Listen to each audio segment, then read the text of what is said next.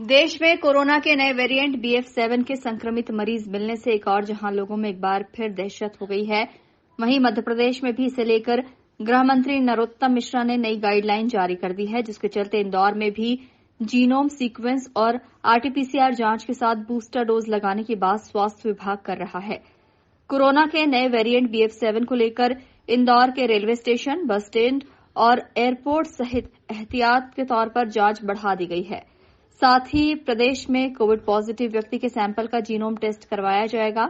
इस बीच बढ़ते कोरोना के खतरे के प्रति लोगों को एक बार फिर से स्वास्थ्य विभाग जागरूकता की अपील कर रहा है। वहीं स्वास्थ्य विभाग अधिकारी डॉक्टर BS सत्या ने बताया कि फिलहाल इंदौर जिले में किसी तरह का पॉजिटिव मरीज नहीं मिला है, लेकिन जिस तरह से पहली और दूसरी लहर में कोरोना वायरस गाइडलाइन का पालन किया जा रहा था, उसी तरह एक बार फिर से कोरोना के बचाव को लेकर प्रदेश सरकार की गाइडलाइन का पालन सख्ती के साथ करवाया जाएगा।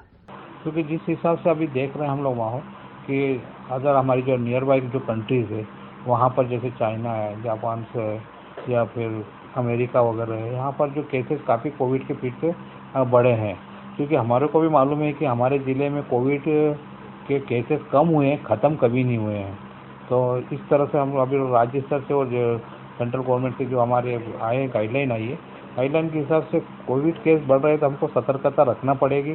और सतर्कता में यही है कि जो कोविड का प्रोटोकॉल पहले से ही है उस प्रोटोकॉल को पालन करें। हम लोग मास्क लगाएं, सैनिटाइज का यूज़ करें और सोशल डिस्टेंसिंग का लगाकर फिर से पालन हमें करना पड़ेगा।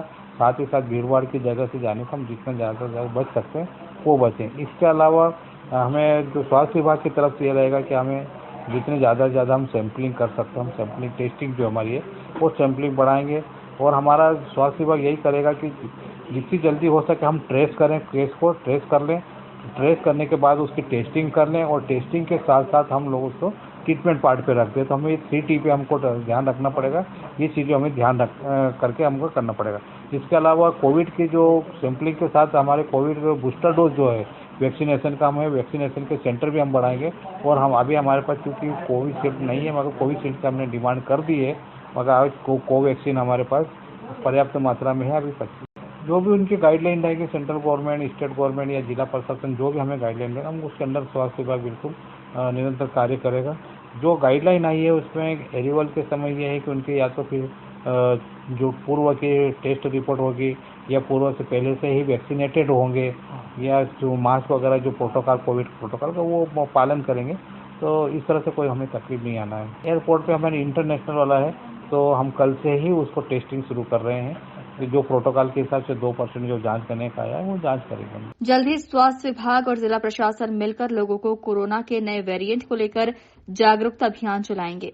Bureau report, INN news, Indore.